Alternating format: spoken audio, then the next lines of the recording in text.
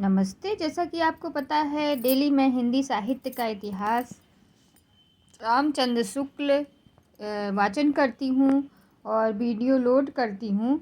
तो इधर मैं 2-3 दिन से नहीं बना पाई, थोड़ा काम था, बिजी थी। तो आज का लीजिए निबंध आगे का भाग, पेज नंबर 428। जैसा कि आपको पता है, ये बहुत परीक्षाओं में उपयोगी है, हिंदी साहित्य का इतिहास। देखिए कैसा है ये बुक।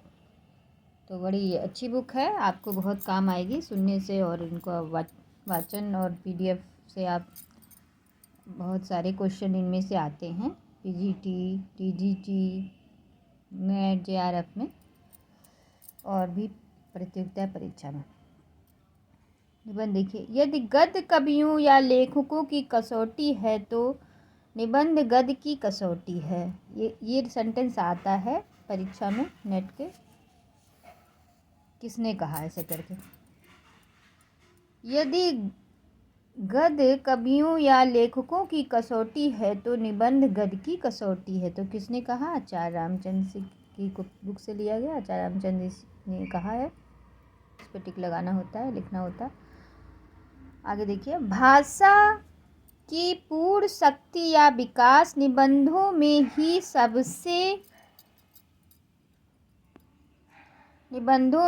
सबसे भाषा की पूर्ण शक्ति का विकास निबंधों में ही सबसे अधिक संभव होता है। इसलिए गद्य शैली के विवेचक उदाहरणों के लिए अधिकतर निबंध ही चुना करते हैं। निबंध या गद्य विधान कई प्रकार के हो सकते हैं। विचारात्मक निबंध, भावात्मक निबंध, वर्णनात्मक निबंध, प्रवीण लेखक। प्रसंग के अनुसार, किस लेखक के प्रसंग के? प्रवीण लेखक के प्रसंग के अनुसार क्या है?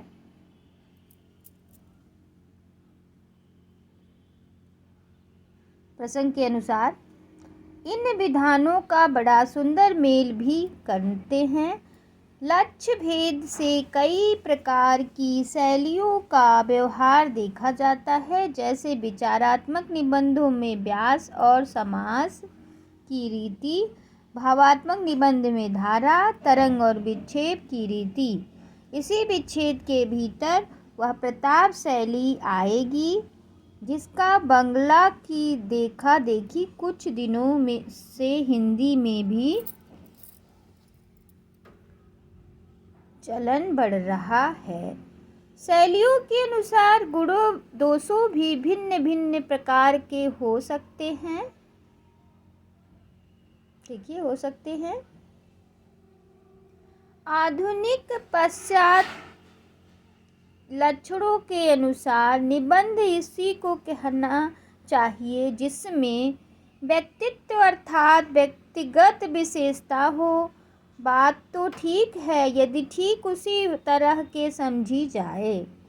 व्यक्तिगत विशेषता का यह मतलब नहीं कि उसके प्रदर्शन के लिए विचारों की श्रृंखला रखी ही ना जाए या जानबूझकर जगह जगह से तोड़ दी जाए।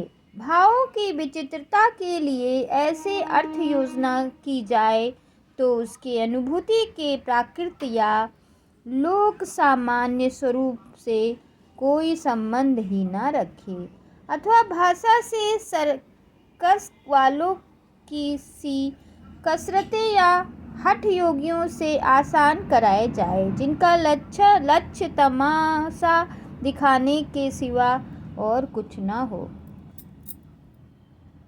संसार की हर बात और सब बातों से संबंध है। अपने मानसिक संघटना के अनुसार किसी का मन किसी संबंध सूत्र पर दौड़ता है, किसी का किसी पर। ये संबंध सूत्र एक दूसरे से नाथे हुए पत्तों के भीतर ही नसों के समान चारों ओर एक जाल के रूप से फैले हैं। तत्वचिंतक या दार्शनिक केवल अपने व्यापक सिद्धांतों के प्रतिपादन के लिए उपयोगी कुछ संबंध सूत्रों को पकड़कर किसी ओर सीधा चलता है और बीच के ब्यौरे में कहीं नहीं फंसता।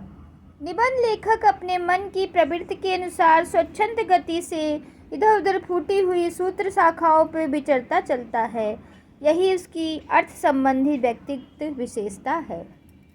अर्थ संबंध सूत्र की टेढ़ी मेढ़ी रेखाएं ही भिन्न भिन्न लेखकों का दृष्टिपथ निर्दिष्ट करती है। एक ही बात को लेकर किसी का मन किसी संबंध सूत्र पर दौड़ता है, किसी का किसी पर। इसी का नाम है एक ही बात को भिन्न भिन्न दृष्टियों से देखना। व्यक्तिगत विशेषता का मूल आधार यही है। तत्व चिंतक या वैज्ञानिक से निबंध लेखक को भिन्नता इस बात से भी है कि निबंध लेखक जिधर चलता है उधर अपने संपूर्ण मानसिक सत्ता के साथ अर्थात बुद्धि और भावात्मक हृदय दोनों लिए हुए। जो करुणा प्राकृत है उनका मन किसी बात को लेकर अर्थ संबंध सूत्र पकड़े हुए करुणा स्थलों की ओर झुकता है और गंभीर वेदना का अनुभव करता चलता है। जो विनोदशील है उसकी दृष्टि उसी प्रकार को लेकर उसके ऐसे पक्षों की ओर दौड़ती है जिसे सामने पाकर कोई हंसे बिना नहीं रह सकता। इसी प्रकार कुछ बातों के संबंध से लोगों की बधी हुई धारणाओं के विपरीत चलने से जिस लेखक को आनंद मिलेगा वह उन बातों के ऐसे पक्षों का वैचित्र के साथ वियोग जो उन धाराओं से व्यर्थ या पूर्ण सिद्ध करते हुए दिखाई देते हैं। उदाहरण के लिए असलियों और लोभियों को लीजिए, जिन्हें दुनिया का बुरा कहती चली आ रही है। कोई लेखक अपने निबंध में उनके अनेक गुणों और विनोदपूर्ण सामने रखता हुआ उनकी प्रशंसा कर वैचित्रपूर्ण आनंद ले और दे सकता है। इसी प्रकार वस्तु के नाना सूत्र ब्योरों पर दृष्टि।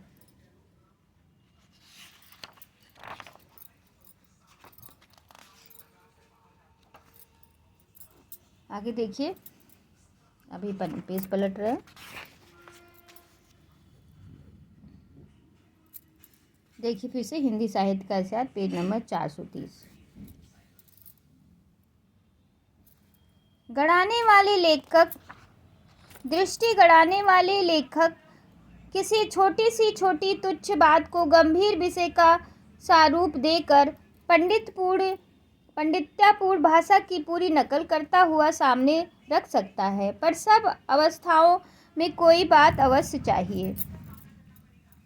इस अर्थगत विशेषता के आधार पर भी भाषा और अभिव्यंजना प्रणाली की विशेषता, शैली की विशेषता खड़ी हो सकती है। जहाँ नाना अर्थ संबंधों का वैचित्र नहीं, जहाँ गतिशील अर्थ को परंपरा नहीं, वहाँ एक ही स्थान पर खड़ी तरह तरह की मुद्रा और उछल कूद दिखती हुई भाषा केवल तमाशा करती हुई जान पड़ेगी। भारतेंदु के समय से ही निबंधों का परंपरा हमारी भाषा में चल पड़ी थी, जो उनके सहयोगी लेखकों को कुछ दिनों तक जारी रही। पर जैसे कि पहले कहा जा चुका है, स्थायी विषयों पर निबंध लिखने की परंपरा बहुत जल्दी बंद हो गई। उनके साथ ही वर्णनात्मक निबंध पद्धति पर सामयिक घटनाओं, देश और समाज को जीवनचर्या, ऋतुचर्या आदि का चित्रण भी बहुत कम हो गया।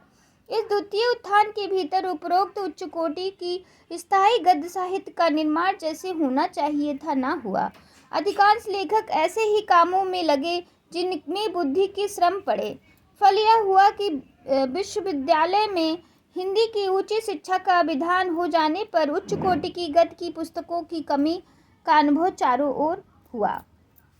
भारतेंदु के सहयोगी लेखक स्थायी विषयों के साथ साथ समाज के जीवनचर्या, ऋतुचर्या, पर्व त्योहार आदि पर भी साहित्य निबंध लिखते आ रहे थे। उनके लेखकों में देश की परंपरागत भावनाओं और उमंगों का प्रतिबिंब रहा करता था। होली, विजयदशमी, दीपावली, रामलीला इत्यादि पर उनके लिखे निबंधों में जनता के जीवन का रंग पूरा पूरा रहता था। इसके लिए वर्णनात्मक और भावनात्मक दोनों विधाओं का बड़ा सुंदर मेल करते थे।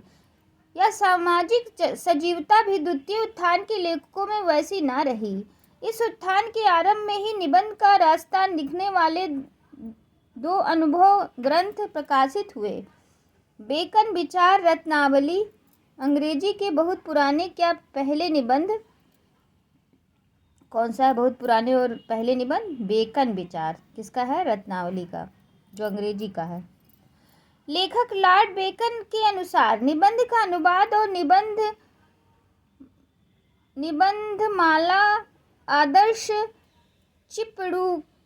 चिपळूणकर के मराठी निबंधों का अनुवाद है। पहले ये पुस्तक पंडित महावीर प्रसाद द्विवेदी की ही है और दूसरी पंडित गंगा प्रसाद अग्निहोत्री की। उस समय आशा हुई थी कि इन अनुवादों के पीछे वे दोनों महाशय शायद उसी प्रकार के मौलिक निबंध लिखने में हाथ लगाएं, पर ऐसा न हुआ। मासिक पत्रिकाएं इस द्वितीय उत्थान के भीतर बहुत सी निकली, पर उनमें अधिकतर लेख बातों का संग्रह के रूप में ही रहते थे, लेखक के अंतर प्रयास से निकली विचारधारा के रूप में ही नहीं। इस काल के भीतर जिनकी कुछ कृतियां निबंध कोटि में आ रही थी, उनका संक्षेप में उल्लेख किया जाता है। पंडित महावीर प्रसाद द्विवेदी, इनका जन्म दौलतपुर जिला रायबरेली में बैसाख शुल्क 4 संवत 1927 और देवास पौष कृष्ण 30 संवत 1995 में हुआ।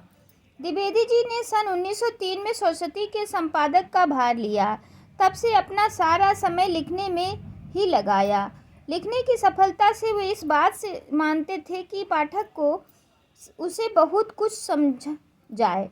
कई उपयोगी पुस्तकों के अतिरिक्त उन्होंने फुटकर लेख भी बहुत लिखे, पर इस लेखकों में अधिकतर लेख बातों की संग्रह के रूप में ही है। भाषा की नूतन शक्ति चमत्कार के साथ साथ नए नए विचारों की उद्भावना वाले निबंध बहुत ही कम मिलते हैं। स्थायी निबंधों की श्रेणी में 2 ही 4 लेख जैसे कवि और कविता, प्रतिभा आदि आ सकते हैं, पर ये लेखन कला का सूक्ष्म विचार की दृष्टि से लिखे नहीं जान पड़ते।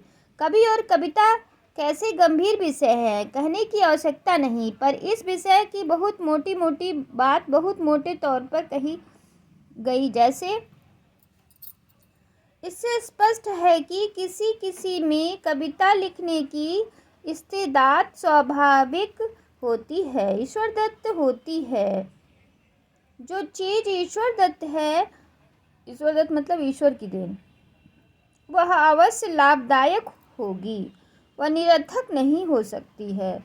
उससे समाज को अवश्य कुछ न कुछ लाभ पहुंचता है। कविता यदि यथार्थ में कविता है तो संभव नहीं कि उसे सुनकर कुछ असर ना हो। कविता से दुनिया में आज तक बड़े बड़े काम हुए हैं। कविता में कुछ न कुछ झूठ का अंश जरूर रहता है। असभ्य अथवा अर्थसभ्य लोगों को अंश कम खटकता है, शिक्षित और सभ्य लोगों को बहुत। संसार में जो यह बात जैसी देख पड़े, कवि को उसी वैसे ही वर्णन करना चाहिए।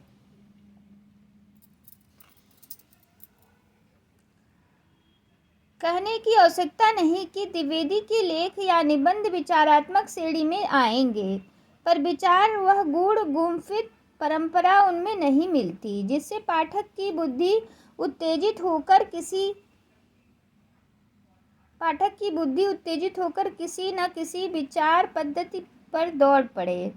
शुद्ध विचारात्मक निबंधों का चरम उत्कर्ष वही कहा जा सकता है जहाँ एक पैराग्राफ में विचार दबाकर कसे गए हों और एक एक वाक्य किसी संबद्ध विचारखंड के लिए हो। द्विवेदी ने लेखों को पढ़ने से ऐसा जान पड़ता है कि लेखक बहुत मोटे अक्ल के पाठकों के लिए लिखा।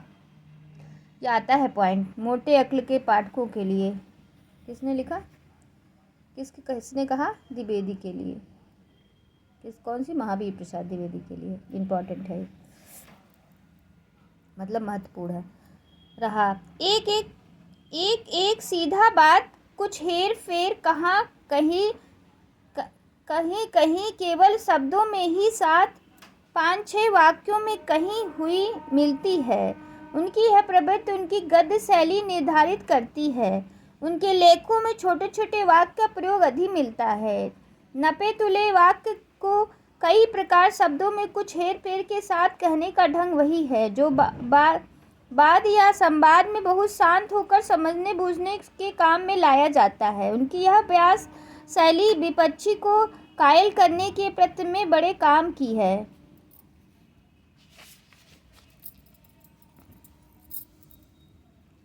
इस बात के उनके दो लेख क्या हिंदी नाम की कोई भाषा ही नहीं, सरस्वती सन 1913 में आर्य समाज का कोप, सरस्वती 1914 में अच्छे उदाहरण हैं। उनके कुछ अंश नीचे दिए जाते हैं। तो नमस्कार, आगे कल आशा करते हैं आप इसे सुनकर लाभ उठाएंगे।